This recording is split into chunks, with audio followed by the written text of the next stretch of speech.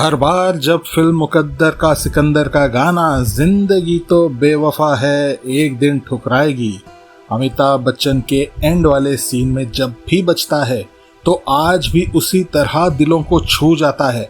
जब रफी साहब की दमदार आवाज अमिताभ बच्चन, विनोद खन्ना और राखी के इस सैड सीन में गूंजती है तो सुनने वाला मानो एक खालीपन में चला जाता है और आंखें नम हो जाती है।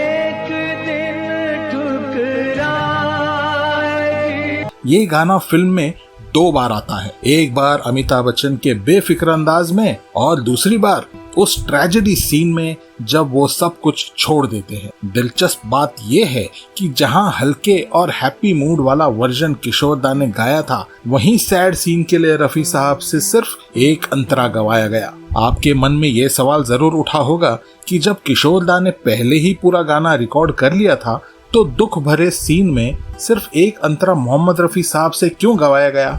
आज हम इसी सवाल का जवाब देंगे। दोस्तों, उस दौर में अमिताभ बच्चन एक लार्जर देन लाइफ शख्सियत बन चुके थे। जैसे ही वो स्क्रीन पर आते थे, दर्शक उनकी अदाएं, डायलॉग्स और उनके हीरोइन के साथ रोमांस से मंत्रमुग्ध हो जाते थे। लेकिन अमिताभ को अमिताभ बनाए रखने के लिए प्रोड्यूसर्स, डायरेक्टर्स, स्क्रिप्ट राइटर्स, संगीतकार, गीतकार और बेहतरीन गायक सभी को बहुत मेहनत करनी पड़ती थी। मुकद्दर का सिकंदर भी एक ऐसी ही शानदार फिल्म थी जिसमें अमिताभ बच्चन और विनोद खन्ना की जोड़ी, दमदार डायलॉग्स, जबरदस्त रोमांस और इमोशंस का भरपूर मेल था। फिल्म 1978 में दिवाली के आसपास रिलीज हुई थी और उस साल की सभी फिल्मों को पीछे छोड़ दिया था। इस फिल्म के डायरेक्टर थे प्रकाश मेहरा जी, जिन्होंने जंजीर से अमिताभ बच्चन को इंडस्ट्री में एक बड़ी पहचान दिलाई थी। मुकद्दर का सिकंदर उनकी 5वीं फिल्म थी। ये फिल्म एक अनाथ लड़के की कहानी थी जो अपने मेहनत और हिम्मत के दम पर बड़ी कामयाबी हासिल करता है। फिल्म के डायलॉग्स लिखे थे शब्दों के जादूगर कादर खान साहब ने, वो भी काफी मशहूर हुए थे। इस फिल्म के गाने सलामे इश्क मेरी जान जरा कबूल कर लो, तुम मोहब्बत के मारों का है, तेरे बिना भी क्या जीना ओ साथी रे, और रोते हुए आते हैं सब, हंसता हुआ वो जाएगा, वो मुकद्दर का सिकंदर जाने मन कहलाएगा।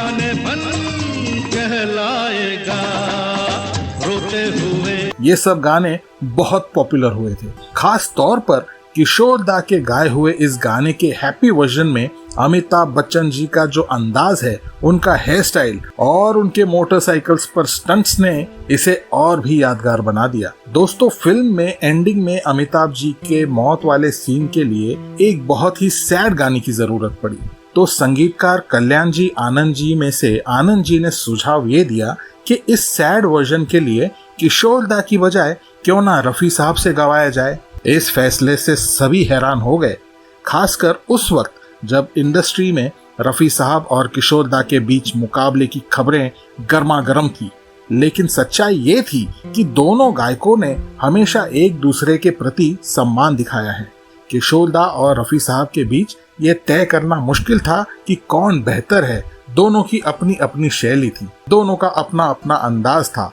रफी साहब जहाँ क्लासिकल ट्रेंड थे, वहीं किशोर दा एक नेचुरल गायक थे। लेकिन आखिर में ये डन हो गया कि सैड वर्जन रफी साहब ही गाएंगे। 1970 के बाद फिल्मों में वेस्टर्न इंस्ट्रूमेंट्स का असर बढ़ गया और इमोशंस के साथ साथ एक्शन, कॉमेडी और रोमांस का मेल ज्यादा होने लगा।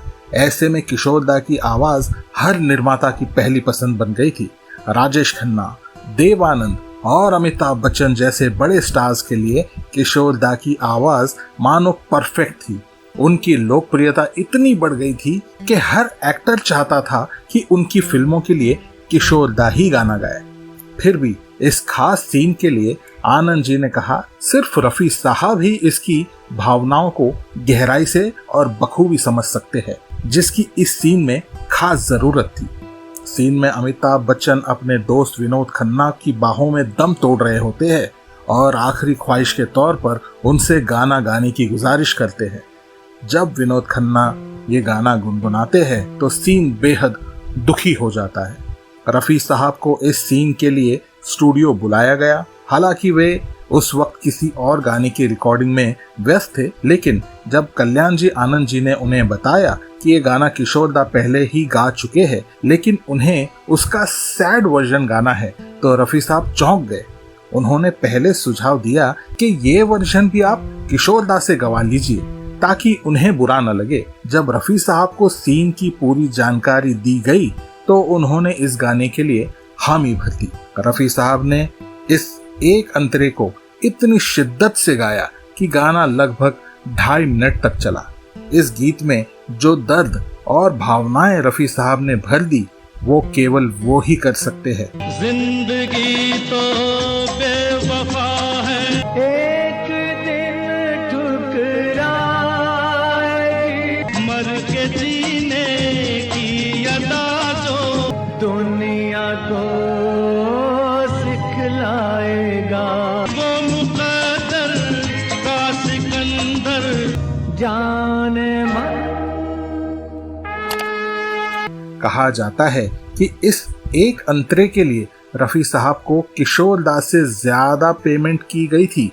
दोनों ही वर्जन अपने अपने तरीके से शानदार बन गए और फिल्म कमाल की बन गई थी, मुकद्दर का सिकंदर। जब किशोर दा ने रफी साहब का वर्जन सुना तो उन्होंने तुरंत रफी साहब को फोन किया और कहा, रफी साहब आपने सच में कमाल कर दिया, आपने इस गाने में जान डाल दी और ये साबित कर दिया कि आपको गानों का बादशाह क्यों कहा जाता है।